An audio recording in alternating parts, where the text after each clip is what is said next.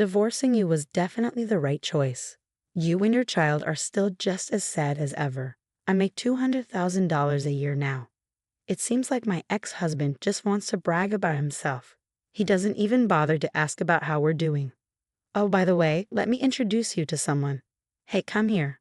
This is my new wife, Harriet, he says, introducing me to his new spouse. What on earth is he thinking? Are we done here? Well then bye, I say, trying to leave. Wait a minute, he says, blocking my path again. Are you just jealous because we look happy? Just because you're poor doesn't mean you have to be so twisted. You'll end up even more miserable, you know. He assumes that I'm unhappy. I'm past feeling angry and now just feel disgusted. While I stay silent, my ex tries to say something else. But my son Johnny interrupts. Mom, can we fire this guy? Hi, my name is Lisa, and I am now 42 years old. I married George, my co-worker at the same company, when I was 26. I continued to work after we got married but quit when I became pregnant. Later, our son Johnny was born. Now that Johnny has turned 7 and started elementary school, parenting has settled down a bit. I thought it might be time to start working outside the home again, so I talked to my husband about it. He agreed right away, almost like he was waiting for me to suggest it. He probably thinks it would help our household budget if I started working, but he's been rushing me about it. Have you found something yet? He asks. Not yet. I'm looking carefully, I reply. Just find something, he says, seeming to want me to work no matter what. When I mention looking for a part-time job, he suggests, if you're going to work, why not full-time? If that seems too much, it doesn't have to be 5 days a week. How about 3 days, 8 hours each? Johnny isn't completely independent just because he's in elementary school. He comes home early, you know. But my husband insists Johnny can go to after-school programs. Full-time 5 days a week would be best, he keeps recommending. He seems to want me to work long hours. I can't complain since I was the one who said I wanted to work. But I haven't worked in years, so I'm nervous. Ultimately, I'd like to get used to it gradually, even if I do work full-time. I feel bad about quitting if I find it too hard after trying. So for now, I've decided to work part-time, about 20 hours a week. My husband complained that full-time would be better right away, but he reluctantly agreed when I said I'd consider it if I could handle it. I didn't think he cares so much about our finances. I found him a bit nagging about my job search, but I was also pleased. It's better to have a spouse who considers the finances than one who's unconcerned about it, especially in a long-term relationship. But I would later realize this perception was mistaken. A few months after I started my part-time job, a message came to my phone. Wondering who it was, I checked and saw a very familiar name. My former colleague and also my husband's current colleague. I thought it had been a long time and casually read the message. Then I was so shocked by the content that I raised my voice. What? What does this mean? This must be a joke. The message said, long time no see. I saw your husband the other day looking very friendly with some woman. I thought he might be cheating, so I sent you this message. The message was informing me of my husband's affair. It even thoughtfully included pictures. I was deeply shaken. The person in the photograph was clearly my husband, and the woman he was arm in arm with was a stranger to me. Even if it was a woman I knew, being arm in arm like that would be totally wrong. As I was reeling from the shock of the photographs, another message was sent. This woman is actually the division manager's daughter. She's an employee at our company, so she of course knows your husband's married. They're so brazen, aren't they? I wonder if all young folks are like this now. It was obvious from my colleague's message that she was enjoying this gossip. I replied with thanks and closed the messaging app. I never thought my husband would cheat on me, but when I thought about it, many things started to make sense, especially how he had been pushing me to work hard even when I wasn't settled with childcare. He must have thought it would give him more time to cheat. And today, he's supposedly away on an overnight business trip. It's probably a lie to spend quality time with his mistress. The next day, when my husband came home, I confronted him immediately. I knew that if we were going to divorce, I should keep a straight face and gather evidence, but I couldn't pretend everything was okay. What is this all about? I demanded, showing him the picture. My husband was taken aback for a moment, but quickly recovered and defiantly responded, if you know, then it can't be helped. It's exactly as you see. I was surprised. I had expected some kind of excuse. The woman is the division manager's daughter, right? I asked. The division manager is destined to move up even higher in the company. You understand what I'm saying? To be blunt, I'd gain more from marrying this woman. It would guarantee my promotion. She's younger and prettier than you two, he said with a disdainful expression. I thought that if he cried and apologized, I wouldn't go as far as divorcing him because of our child Johnny. But this attitude of his, what was this? He didn't seem to feel guilty about cheating at all. He even brazenly compared me to his mistress, saying she was better than me. Was he really this kind of man? I was so disappointed. As I remained silent, he grew more confident and continued. Well, that's how it is. I think we should divorce. It's a bit sooner than planned, but I was going to tell you eventually, so this is good timing. And so we divorced. After being told all that, I couldn't even pretend I didn't want to divorce. It was better for my mental health to quickly get the child support and divide the property and then divorce. He paid the child support at the amount I asked for, and he gave me almost all the property.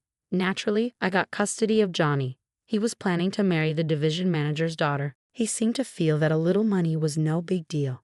When he left the house, he parted with the words, "Do your best to scrape by.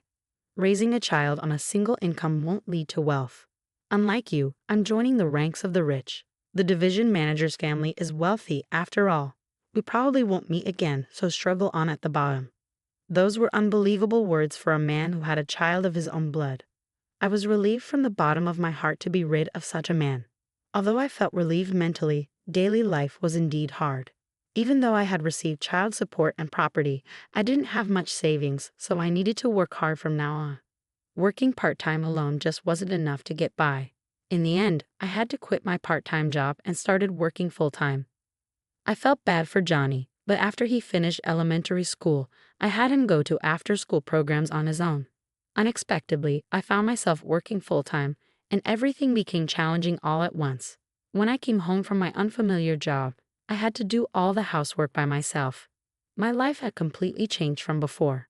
Time flew by as I was too busy every day. Before I knew it, 7 years had passed since my divorce.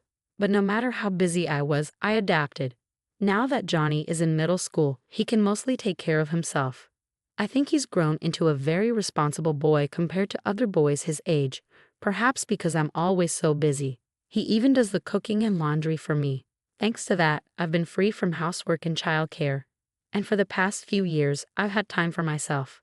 Both my personal and working life are going very well. Now I can say it clearly, I'm certainly glad I broke up with that awful man. If I had continued to be married to him, I wouldn't have this life now.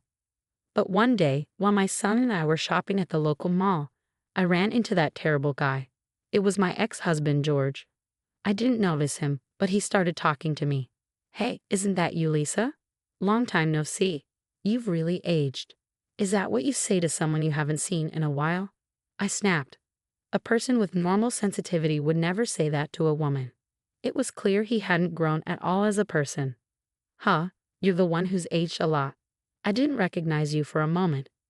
Honestly, George had aged a lot. I hadn't seen him for 7 years, but it felt like he aged twice as much.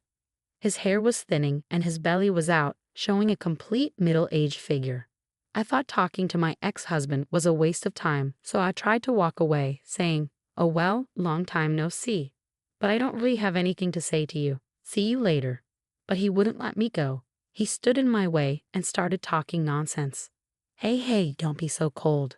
The family is all together again. Let's catch up for a bit." I didn't want to hear anything about his life. If there was one thing I'd like to complain about, it was that he stopped paying child support a few years after our divorce. Child support is not my right but Johnny's right. The fact that he could talk so openly in front of Johnny, who was owed that money, made me irritated. But George didn't care about my mood at all. He started talking about his recent life, which I didn't want to hear. After our divorce, I remarried. I married the daughter of the manager who was in that picture with me. Oh, he's not a manager anymore. He's an executive now. And I got promoted to manager. I'm definitely winning now. To be honest, I didn't care how much George had been promoted. It had nothing to do with me, and I wasn't envious. All I thought was, why are you bragging about not paying child support even after being promoted? He's such a cheap man to not even pay a few $1,000s a month even though he's winning.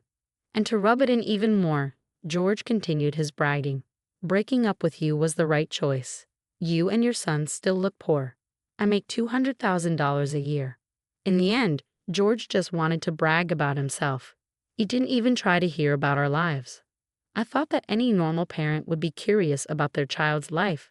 But he didn't even talk to Johnny, who was standing right in front of him. He's really a terrible father. Oh, that reminds me, let me introduce you to someone. Hey, George called over a woman who was looking at clothes in the distance. The woman came over, and I knew right away who she was. I had seen her in a picture before. It was George's new wife, Harriet. Meet my wife, Harriet. How about that? She's way more beautiful than you, isn't she? He said. What was he thinking? This woman stole my husband when we were married. I'm glad we're apart now. But back then, it was shocking, and I did resent it. I have no good impression of this woman at all. You'd think my ex-husband would know that, even though he's not the brightest. But he must be really looking down on us, not realizing how insulting this is. Oh, is that all? I don't have time. Bye-bye, I said, feeling extremely unpleasant. I didn't even glance at the woman, let alone greet her. Wait a minute, my ex-husband said, blocking my way again. Stop it. There's no point in hearing about your home life. Jealous because we look happy? You're not just poor in money, don't be bitter in your heart too. You'll only get more miserable. My ex-husband arbitrarily decided that I'm unhappy. Mind your own business. I'm perfectly happy, so leave me alone. The most unfortunate thing lately is being spoken to by you. Even though I said I was happy, my ex-husband didn't believe it at all and continued to worry about my situation. Well, happiness varies from person to person, but being poor isn't happy. Don't push yourself. It's probably impossible for you to remarry with those conditions. I'm worried about you as your ex-husband, you know. As he said this, his face showed an expression completely opposite to concern. He was making a complete fool of me. When I looked at the face of my ex-husband's wife standing next to him, she was also smirking, looking like she was making fun of me. I'll never be friends with this woman. She feels good by looking down on people. She's the worst kind of woman. I told you, you're way better. Have some confidence, George said, either sucking up to his current wife or praising her as the best compared to me. Well, he was promoted thanks to his current wife, so he's probably buttering her up whenever he can. He's really the worst man. You're really the lowest level of woman. I can't believe you were able to marry him. Harriet, my ex-husband's wife, insulted me even though we had just met. That's the worst kind of behavior. I wanted to leave the scene as soon as possible so I wouldn't retort, but my ex-husband stood in front of me, blocking my way. I'll tell you, we're still in love, so the chance of getting back together is zero. Don't get your hopes up for something wrong, he said. He seemed to be having some wild delusion, thinking I was still attached to him even though it's been 7 years since our divorce due to his affair. His head was so full of fantasies that I couldn't say anything. When I was at a loss for words because of my ex-husband's ridiculous delusion, he seemed to think he was right. Hey, too shocked to say anything. Being a popular man is tough. What's popular about a middle-aged man's appearance? I was past anger and starting to feel sick. When I remained silent, my ex-husband tried to say something more, but Johnny interrupted him. Mom, can you fire this guy? Huh? My ex-husband was dumbfounded by Johnny's incomprehensible words. It seemed Johnny was very angry, calling me this guy instead of Dad. Well, it doesn't matter, but what do you mean? I'm not getting fired, am I? You're in middle school now, study properly. He talked down to Johnny too. It's unforgivable that he was making fun of my beloved son as well. I was about to explode with anger at my ex-husband when I heard a voice calling me. Hey, what's going on here? A man came over, calling out. My ex-husband froze when he saw the man's face. Why are you here, boss? He asked the man in front of him. I'm just here shopping with my family. Are you saying I shouldn't be here? No, I'm sorry. I didn't mean it that way, but I was just wondering why you were talking to my ex-wife. Oh, that's natural. She's my current wife after all. What? Her? No, this is your wife, boss. I can't believe it. My ex-husband stammered. Actually, about 3 years ago, I remarried the CEO of my ex-husband's company. The CEO and I became close after my divorce when he approached me while I was shopping at the supermarket. Since I had previously worked at the same company as my ex-husband, I knew the CEO.